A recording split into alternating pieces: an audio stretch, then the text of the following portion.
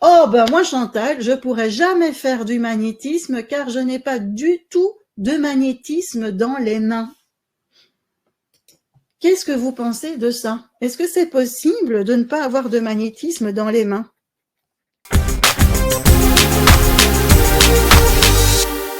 On a tous de l'énergie. Ok, donc ce n'est pas possible de dire je n'ai pas de magnétisme, ça ne fonctionne pas. On produit toujours de l'énergie. Maintenant, n'oubliez pas, vous êtes canal. Donc ce n'est pas possible, puisqu'on appelle le cercle de lumière et que c'est l'énergie des cercles de lumière qui passe par nos mains.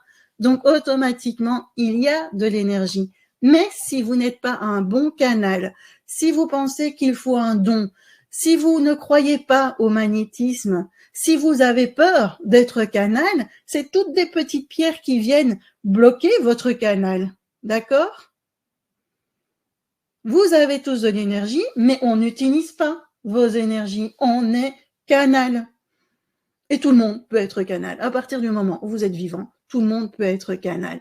Mais bien sûr, il faut être un bon canal pour faire un bon soin en magnétisme. On enlève le doute, on enlève le fait qu'il faut croire qu'on fait un don, qu'il faut un don.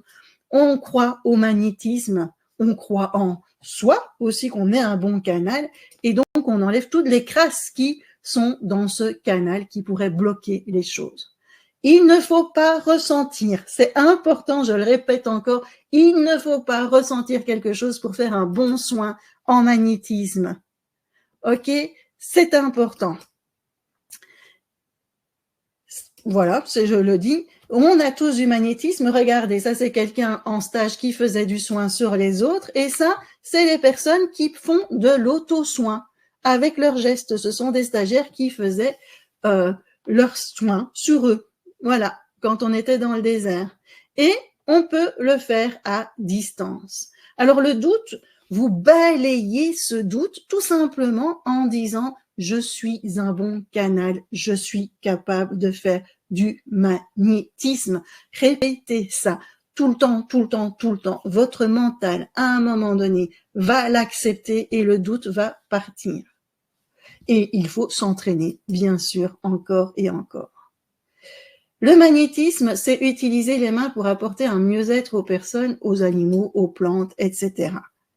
L'énergie envoyée par les mains, en tant que canal, agira sur les énergies du receveur.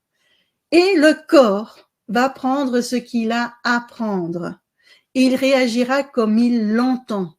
Le corps qui va recevoir le soin en magnétisme réagira comme il l'entend. Il est impossible de prévoir comment le corps va réagir. Il peut y avoir un impact au niveau physique, il peut y avoir un impact au niveau émotionnel, il peut y avoir un impact au niveau énergétique. C'est le corps qui décidera comment il réagira. Il n'y aura pas toujours de guérison physique. Ça, j'insiste. On ne peut pas prévoir ce qu'il se passera au niveau du corps. On ne contrôle pas. C'est le corps qui décide et c'est pas le magnétiseur qui décide. Donc, en tant que magnétiseur, vous ne pouvez rien promettre et surtout ne rien attendre. Et ça, c'est le plus compliqué pour un humain. Je suis passée par là. Moi, au début, j'attendais des résultats extraordinaires. J'attendais des choses incroyables où je me disais, comme avec le dromadaire dont je vous parlais, à la limite, lève-toi et marche. Et plus on attend ça, en fait, plus on bloque les choses. On laisse notre ego de côté. On fait juste notre soin, le mieux que l'on peut, avec plein d'amour, en étant un très bon canal.